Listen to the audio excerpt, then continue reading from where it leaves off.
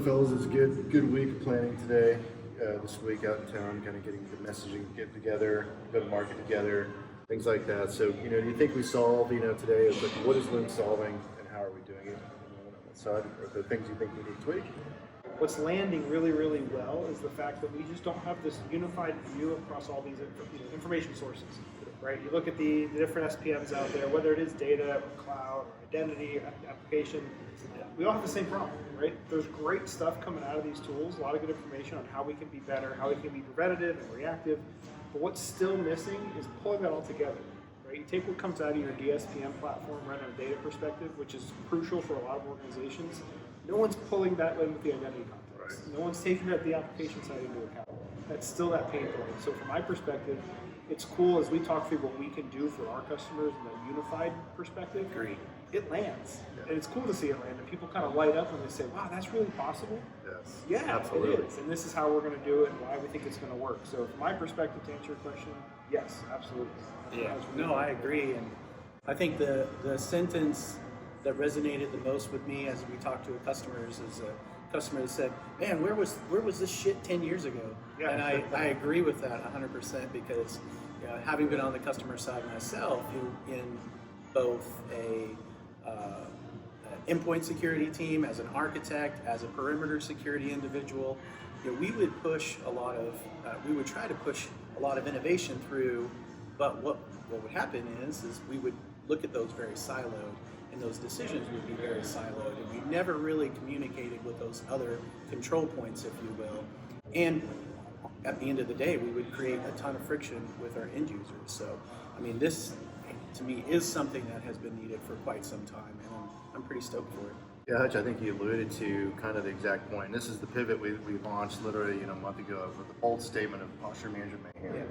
Yeah. In you guys' eyes, do you think that's resonating well? Or do you think it's kind of hits the point of what we're trying to solve literally? Absolutely. I mean, if you think through those tool sets or even, from a buzzword bingo, CSPM, AISPM, DSPM, they're all very purpose-built in their own silo. Again, in their lane, they provide really good metrics, they provide really good visibility, not just from the the technical wrench turners, but from the C-level as well. Right. And so now, the ability for us to engage with those different teams and potentially provide an overall view that it provides equal value of using each of those silos, but unifying that, I think, is fantastic.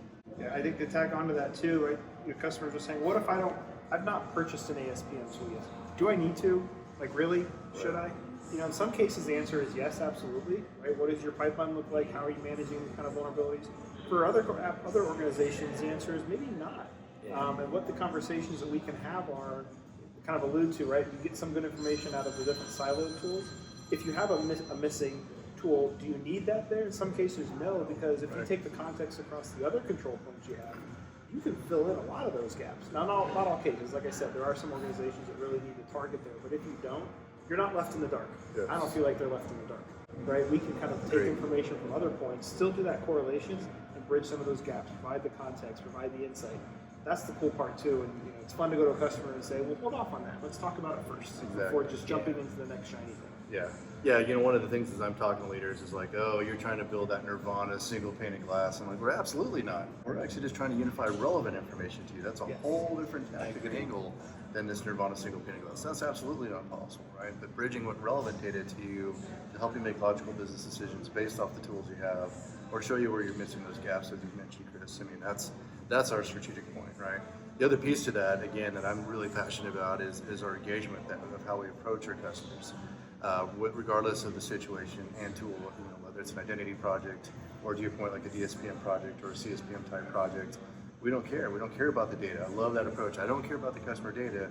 Let's secure the user journey, right? So our concept of the business persona engagement right there, that gets me excited. And that seems to be resonating really, really well with customers of how we're taking that journey back to the business strategy by focusing on the personas and business users on that side. Are you guys hearing the same thing as you work with them? Yeah, absolutely. And I go back to a customer call we had a couple weeks ago, and the outcome, it's a range of outcomes. So that foundational persona point is fantastic, but as we go through those 5 control points, that the deliverable or that outcome is variable. So whether it's a DSPM issue, we've had a few customers that are, are really concerned about AI chatbots and those types of things. And it does go back to data and policy and process. But at the end of the day, who's accessing it? Right. And what are they accessing it from? And if you've identified those and then align risk to it, then ultimately your outcome is derivative from that. Yeah. I think too, the other part of that conversation that comes a lot is this persona concept that you mentioned, right? We've centered a lot of our stuff around that on purpose.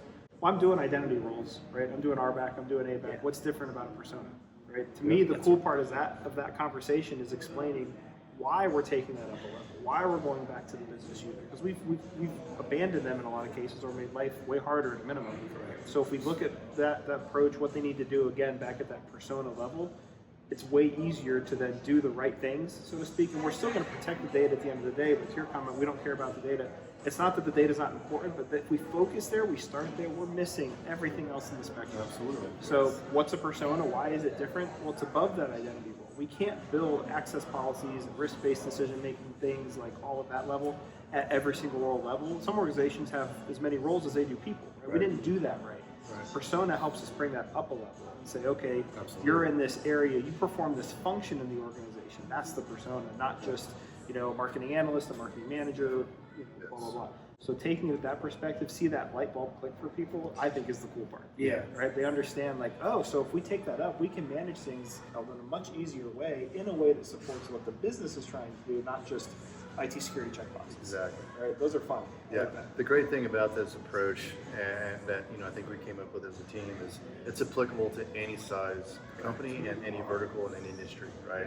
And I think we validated that with the customers, the customer advisory board that we talked to, and the clients that we're already engaged with on that side. So it's been good that we haven't been pigeonholed. It's been really good validation on the go-to-market, right? Yeah, and Hutch is right too. Like the fact that conversation can go 15 million different ways is purposeful, but also the cool part, right? You put an organization that maybe is very strong in the identity space. Okay, let's capitalize on that. We're not telling you to start from scratch. Let's use what you have, take it up a level, and maybe make it easier for you. That same input conversation can also be applied to an organization that hasn't even started an identity journey. Great, let's start there and then start going down that path. Like it's a very different outcome, different deliverable perspective. Same conversations at a starting point, right? To see it spider and take it different places, that's where the value comes in. Yep.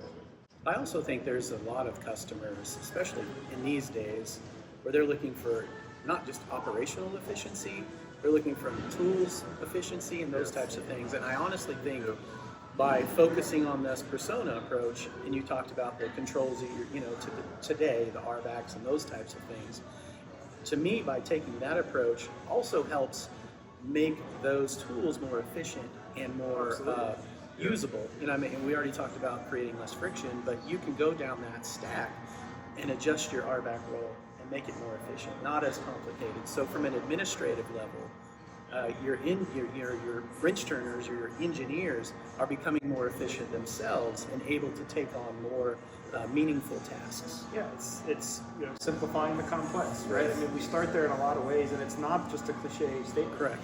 There's great tools out there. I'm not saying abandon all your tools and start over, but use what you have in a more efficient way. Exactly. That's what you said. Yep.